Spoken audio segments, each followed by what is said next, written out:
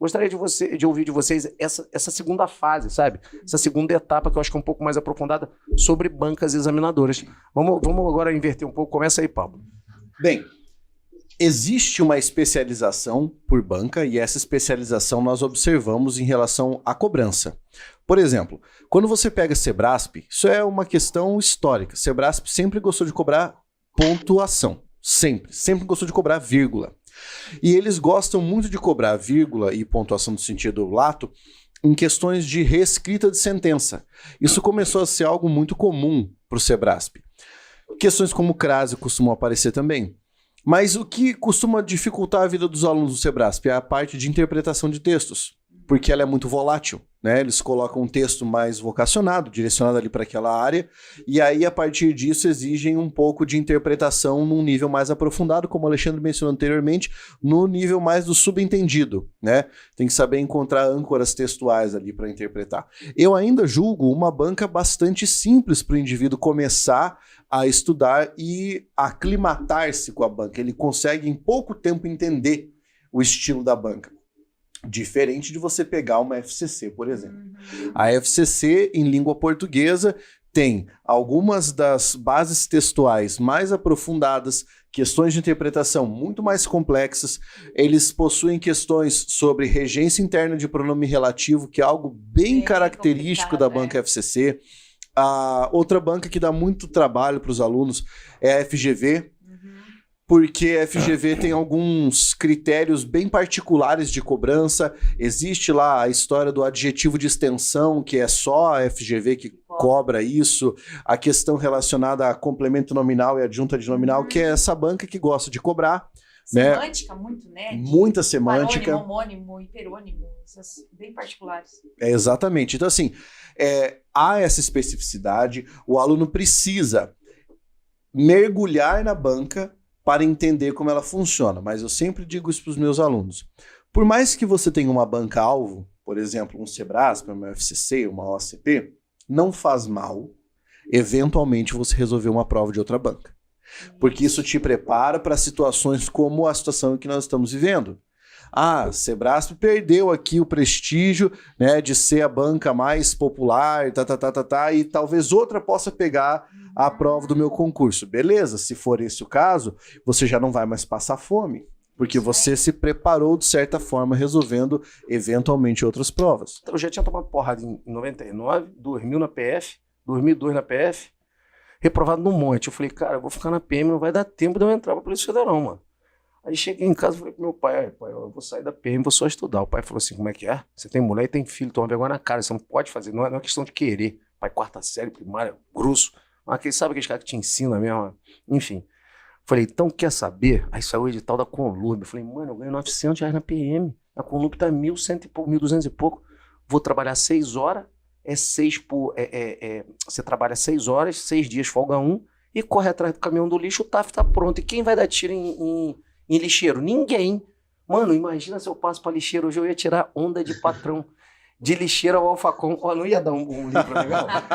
Cara, daria um bom título. Mano, fui fazer a prova, eu tava estudando português, informática, raciocínio administrativo, constitucional, penal, processo, leis e contabilidade. Caiu. Português completamente diferente, que era uma banca diferente. História, geografia e física, química. Veio uma prova do caralho. Mano, cheguei em casa pra explicar pro meu pai. Meu pai, mas você não passa nem pra lixeiro, vai passar pra quê? Mano, até o último dia eu tive que... Não bastou o diário oficial, ele teve que me ver fardar, trabalhar, senão ele não ia acreditar por conta do episódio do lixeiro lá, né? Então a gente dando até parece engraçado, mas é trágico, cara, o negócio. Mas dando um passo atrás, sabe o que eu aprendi fazendo prova? Que se a gente tem a aula de português, falando especificamente de português, e acrescenta até matemática, fazendo a aula, fazendo exercício, mas, olha, eu deixando até o exercício em segundo plano, tá? Fazendo a aula e preparado pra aula, mano, você adapta a banca, ó, em 2 palitos, se tiver alguém preparado para te mostrar a banca. Em 15 dias, você está emendado mas se você sabe o conteúdo. Posso aproveitar teu gancho. Ó. Eu falo muito isso para alunos. Gente, português é português. Não tem português da FGV, português do Sebrasp, não tem português para banca, tem português. Então, a gramática é sempre a mesma, a lógica, as regras são as mesmas. Então, se você domina muito bem a língua portuguesa, aí sim. Eu estou estudando para tal concurso, eu sei que essa banca foi escolhida. Então, eu começo a estudar questões da banca. Aí eu entendo o estilo das questões, os assuntos que ela mais cobra. Mas para eu fazer isso, eu tenho que ter a base do português para eu saber, olha, eu estudei tudo isso daqui, eu vi que essa banca cobra muito verbo. Então eu vou estudar um pouco mais verbo. Mas eu já sei de onde tirar isso. Então eu tenho que... Português é português, não importa banco, concurso, nível superior, nível médio, fundamental, não importa. Português é sempre a mesma regra. Não existe gramática da banca, existe gramática. Então, quando você sabe assim, eu vou estudar para tal banca, eu sei que essa banca é do meu concurso. Beleza. Então eu vou agora tentar entender os enunciados, porque tem aluno que não entende enunciado de questão. Não importa a banca, não sabe nem o que fazer, leu assim a questão. O que é para eu fazer aqui? É para eu achar o quê? Não entendi. Então, fez essa base, tem a base do português, você adapta para qualquer banca. Aí você tem que resolver muita questão, aí sim, resolver a questão dá muito resultado, porque daí você entende, a banca ela tem um estilo de cobrar o enunciado sempre desse jeito. Ela cobra muito esse conteúdo, ela gosta de cobrar esse tipo de abordagem. Aí você começa a entender a banca. Mas não posso deixar o português de lado, no geral, não tem como. Você quer ver que o exemplo que ela deu é muito fortuito, porque olha só que coisa curiosa. A FCC era muito popular por cobrar verbo, né? E principalmente conjugação verbal, para você identificar qual é o tempo e modo, né? Identificar isso aí. E eu me lembro de que os alunos que estudavam para a carreira policial falavam, bem, eu não tenho que estudar conjugação verbal porque não cai na minha prova. Né? É geralmente Sebrasp não tem fama de cobrar conjugação verbal. Até que houve uma prova da Polícia Federal em que o texto base da segunda parte da prova era o Romanceiro da Inconfidência da Cecília Meirelles. E aí... foi 2012. Exatamente, uma das questões pediu, os verbos marcados nas linhas tais estão conjugados todos no imperativo. Então o indivíduo tinha que saber isso, ele tinha que saber conjugação verbal. Né? Porque naquele momento a banca achou que seria interessante cobrar aquilo. Como você aprende língua portuguesa, mano, sem anotar? Eu ainda sou aquele cara que o professor fala assim, vamos para a regrinha do objeto direto oracional. Eu vou lá, eu anoto, eu tenho a página, assunto, vira, 3 cores, setinha, sabe as setinhas que vocês fazem? Mano, colchetes, a gente coloca tudo. E ainda assim eu vou lá e de 25 eu camelo as minhas 23, erro 2, erro 3. E essa parte de desfocar do professor é o que leva aquele assunto inicial nosso da facilidade ali de conseguir vender facilidade. Mas enfim, Alexandre, inteira o assunto da banca aí para mim. Eu acho que por meio de analogia todo mundo entende, fica mais fácil. A melhor analogia é a natação. Se eu não sei nadar, como é que eu vou nadar? Na piscina, no mar ou no rio?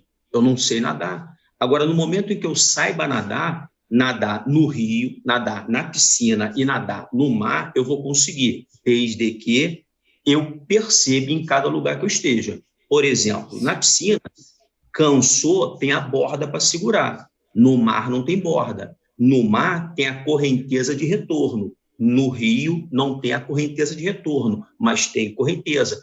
Isso, então, o rio, a piscina e o mar são as bancas. E o nadar é a língua portuguesa. Primeiro eu tenho de aprender a nadar. Aí depois é só adequar a minha natação a cada lugar. A respiração é diferente. Na piscina você respira mais coladinho. No mar você tem que levantar um pouquinho mais a cabeça porque tem onda. E é fácil. Então, é o processo como eles disseram, como Pablo e Jean disseram.